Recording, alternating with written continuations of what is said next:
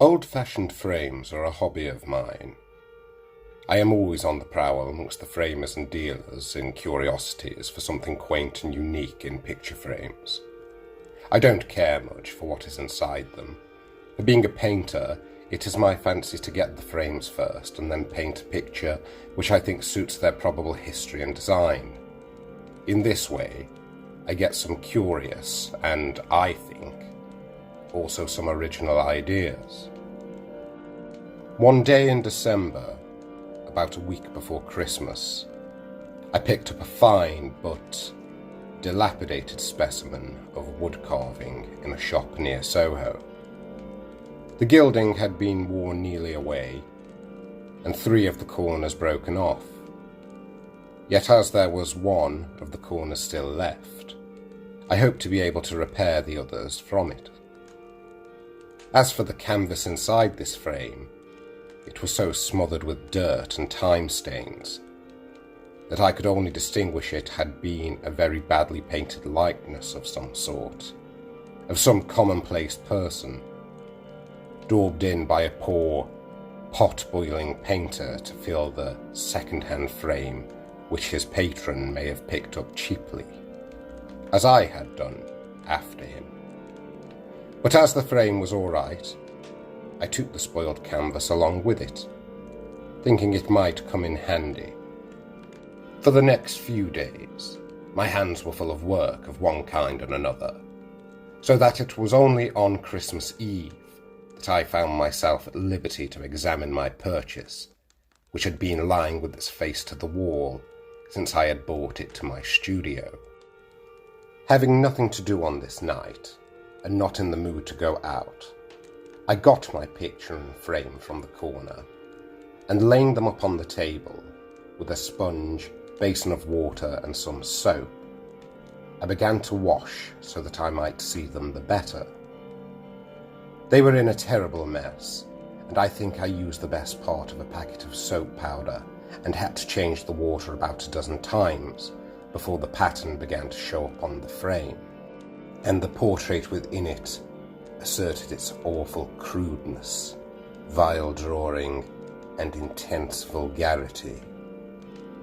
It was the bloated, piggish visage of a publican, clearly, with a plentiful supply of jewellery displayed, as is usual with such masterpieces, where the features are not considered of so much importance as a strict fidelity in the depicting of such articles as watchguard and seals, finger rings and breastpins.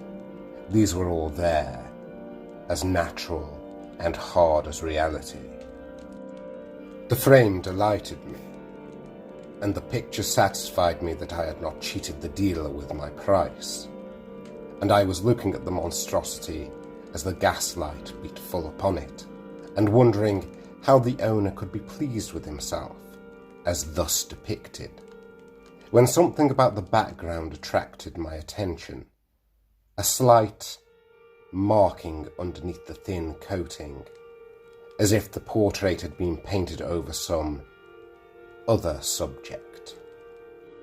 It was not much, certainly, yet enough to make me rush over to my cupboard, where I kept my spirits of wine and turpentine, with which, and a plentiful supply of rags, I began to demolish the publican ruthlessly, in the vague hope that I might find something worth looking at underneath. A slow process that was, as well as a delicate one, so that it was close upon midnight before the gold cable rings and vermilion visage disappeared, and another picture loomed up before me. Then, giving it the final wash-over, I wiped it dry and set it in good light on my easel, while I filled and lit my pipe, and then sat down to look at it. What had I liberated from that vile prison of crude paint? For I did not require to set it up to know that this bungler of the brush had covered and defiled a work as far beyond his comprehension as the clouds are from the caterpillar. the bust and head of a young woman of uncertain age, merged within a gloom of rich accessories painted only as a master hand can paint, who is above asserting his knowledge, and who has learned to cover his technique. It was as perfect and natural in its sombre yet quiet dignity as if it had come from the brush of Moroni. A face and neck, perfectly colourless in their pallid whiteness, with the shadows so artfully managed that they could not be seen, and for this quality would have delighted the strong-minded Queen Bess. At first, as I looked, I saw in the centre of a vague darkness a dim patch of grey gloom that drifted into the shadow.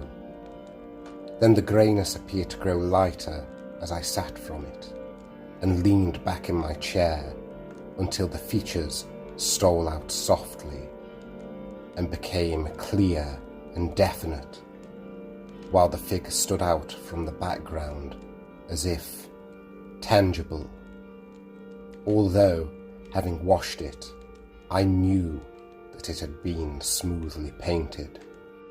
An intent face with delicate nose, well-shaped although bloodless lips, and eyes like dark caverns without a spark of light in them.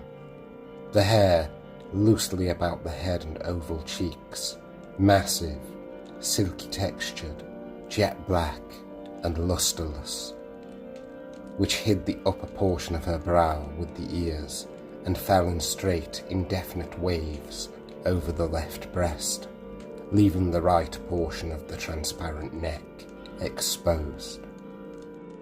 The dress and background were symphonies of ebony, yet full of subtle colouring and masterly feeling. A dress of rich brocaded velvet with a background that represented vast, receding space, wondrously suggestive and awe-inspiring. I noticed that the pallid lips were parted slightly and showed a glimpse of the upper front teeth, which added to the intent expression of the face. A short upper tip which curled upward, with the underlip full and sensuous, or rather, if colour had been in it, would have been so. It was an eerie-looking face that I had resurrected on this midnight hour of Christmas Eve. In its passive pallidity, it looked as if the blood had been drained from the body, and that I was gazing upon an open-eyed corpse. The frame, also, I noticed for the first time, in its details appeared to have been designed with the intention of carrying out the idea of a life in death.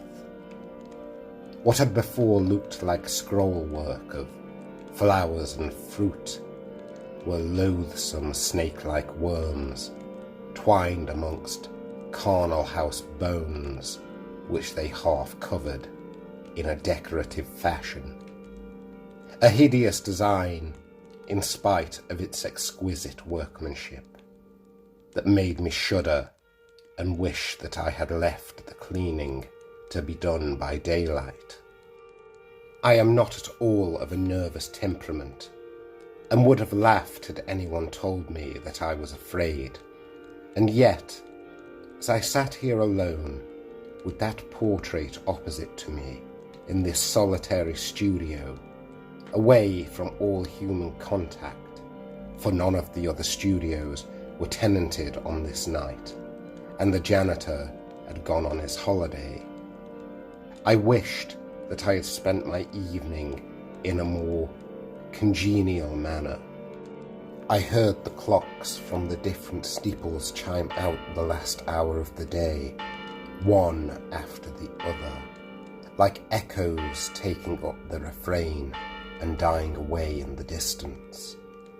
And still I sat, spellbound, looking at that weird picture with my neglected pipe in my hand, and a strange lassitude creeping over me. It was the eyes which fixed me now, with the unfathomable depths and absorbing intensity.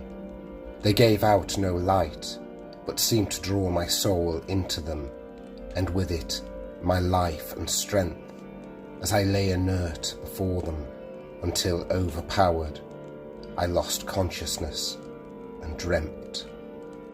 I thought that the frame was still on the easel with the canvas, but the woman had stepped from them and was approaching me with a floating motion, leaving behind her a vault filled with coffins, some of them shut down, whilst others lay or stood upright and open, showing the grisly contents in their decaying and stained cerements. I could only see her head and shoulders, with the sombre drapery of the upper portion and the inky wealth of hair hanging round. She was with me now, that pallid face touching my face, and those cold, bloodless lips glued to mine with a close, lingering kiss, while the soft black hair covered me like a cloud and thrilled me through and through with a delicious thrill that, whilst it made me grow faint, intoxicated me with delight. As I breathed, she seemed to absorb it quickly into herself, giving me back nothing, getting stronger as I was becoming weaker, while the warmth of my contact passed into her and made her palpitate with vitality. And all at once, the horror of approaching death seized upon me, and with a frantic effort, I flung her from me and started up from my chair, dazed for a moment and uncertain where I was.